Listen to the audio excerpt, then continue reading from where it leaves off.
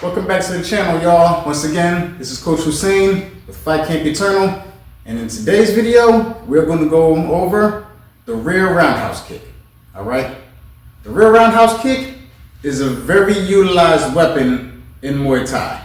Okay, we're going to go over the levels of the roundhouse kick. We're going to go over the proper way to throw the roundhouse kick, and we're going to go to how to defend ourselves when throwing the roundhouse kick. Okay, so to start, I'm going to show you from this angle. Okay, so my back will be turned to the camera as I'm throwing this kick. Okay, so because I want you to see how direct the kick should be as I'm throwing the kick. As a rule of thumb, there's two things you can do. So my lead foot can turn out this way and I can create that opening, or I just go straight in and rise up on the ball of my foot. Even if I step out this way to create that open, I still want to rise up on the ball of my foot. Okay, but from this angle, I'll show you how straight the kick should be. Okay, notice how when I kick, my leg is going straight up, and then I'm turning my hip over. Once again, and I'm bringing my foot right back to the starting point. Once again. So from this angle, you see how straight the kick should be. Now from this angle, I can show you the footwork behind it. So once again, as I said before, I take this lead foot and I step across. Okay, I'm going directly to my left, but it's a small step and I'm pointing my foot outward on the ball of my foot. Then once again, this kick comes straight up. I turn my hip over. I use my rear arm to swing down or around, and you can do one of the two. We'll get into that. And my kick still goes straight up. Observe. Okay. When it comes to what you hit with, it's highly recommended that you hit with the shin. Okay. You can hit with the instep, but the reason why I would discourage hitting with the instep is because you're more susceptible to injury with the instep, regardless of what part of the body you hit. Okay? So if I'm hitting with the shin, I'm actually safer. Plus, it's all bone and not flesh or cartilage, which is what you would likely get. And it's also the ligament as well when you hit with the instep.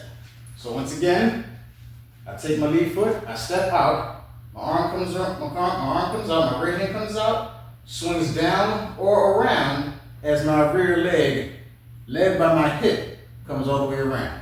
Once again, and that's it. All right, a few more times. One more, just like that.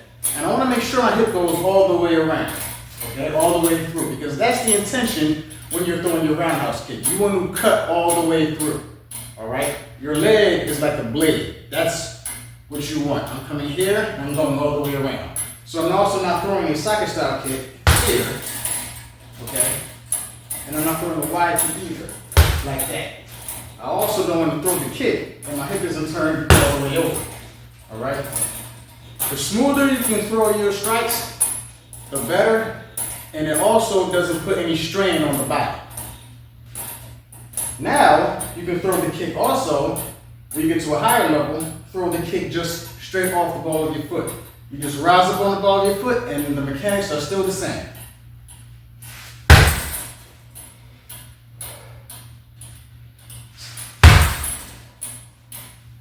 One more time. And that's how it should be, okay? Now when it comes to the rear hand, you can swing all the way down or you can swing out, okay? You can also just use it as a plane for your opponent's cross, just in case, or your opponent's jab, depending on their stance, if they decide to attack you at the same time you throw your kick. It's also a counter. So your head is moving off the line, and your rear hand is used as a plane to protect yourself. You still also have your lead hand to pull back to protect your jaw as well, okay? So I can use that to protect my jaw, or traditionally I can just bring it right here to my head, okay? So I'm protecting myself both ways. Ideally, I want to come here, or when I throw my kick, I want to come here. So this kick comes around, I have my rear hand protecting me and my lead hand protecting me as well. So it goes like this, swing the arm out, swing the arm down. Once again, swing the arm out, and using it as a plan to defend myself. Okay? And if I swing this arm down, this hand comes to my face to protect it from an incoming punch.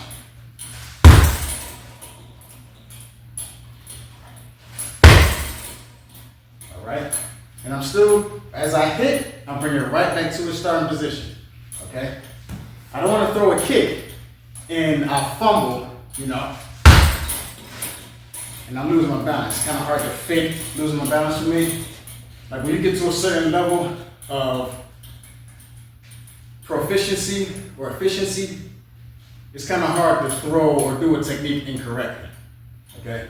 It's really, really difficult. It sounds weird, but you know. If you know, you know. That's the best way I can put it. So once again, to finish, you can step out and create that opening. As I step out, I'm still moving, and I'm moving in one complete motion, even with this foot stepping out. Here. There's also level as well. I step out, midsection. I can also go up to my opponent's face. It's the same thing. I step out here, head kick. And it's the same way. If I just go straight in right off the ball of my foot. No kick.